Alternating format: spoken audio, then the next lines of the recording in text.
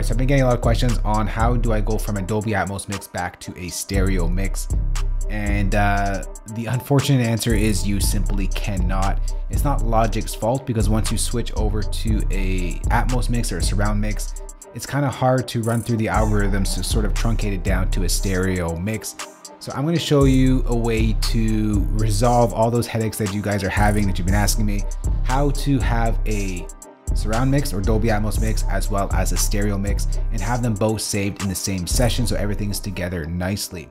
There's a hidden feature in Logic that is, I don't think a lot of people use it. I think it's underrated, and I'm going to show you that today. And this is how you're going to have a stereo mix and a surround mix both in the same file. All right, so here is our stereo session over here.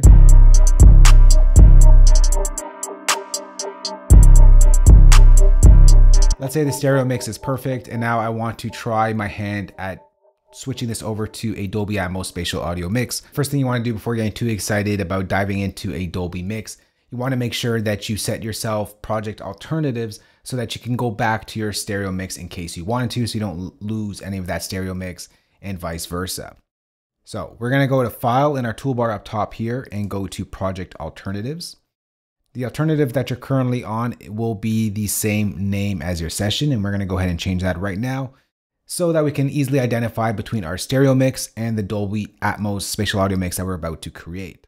So I'm going to go to Edit Alternative here. I'm going to rename our only alternative that we have by default. I'm going to call this a stereo mix so I can easily identify it. And then before changing our session to a spatial audio mix, I'm going to go back to File, back to Project Alternatives, and go to New Alternative. And this time I'm going to call this our spatial audio mix. I'm going to click OK. And now we can go ahead and change our session over to a spatial audio mix. So in our top toolbar, once again, I'm going to go to Mix. It's off my screen. I'm going to go to Dolby Atmos. And next to spatial audio, it says off. I'm going to toggle that to Dolby Atmos. Click OK. And now we have ourselves a spatial audio mix set up. From here, we can go ahead, do our thing, have fun in a spatial audio mix. And let's say we don't quite want to release this. We're just sort of testing out this session. We can now jump back to our stereo mix very easily using this alternatives, right? So we're going to go to File up here. We're going to go to Project Alternative, and I'm going to click My Stereo Mix. Logic is going to do its thing. It's going to open up our stereo mix, and here is everything untouched from our stereo mix before we created that Dolby spatial audio mix. Let's say I want to come back and have some more fun in a spatial audio mix. I go to File, Project Alternative, and I could go to Spatial Audio Mix. Logic will do its thing. It'll open up that version of that track, and now you are in a spatial audio mix, and you can go ahead and continue your work from there.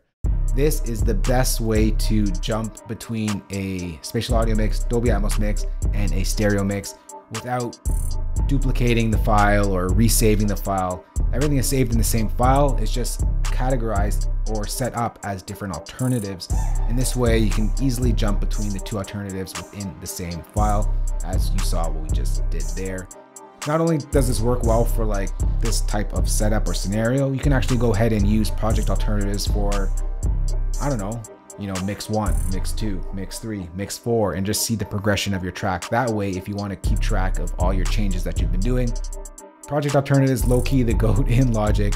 Not many use it, but I think after today, you're going to start to use it. I use it all the time. Project alternatives, the way to go. That's how you do it. If you do have any questions on it, you can ask me in the comment section below. But that's it for me, guys. I'll see you on the next one. Later.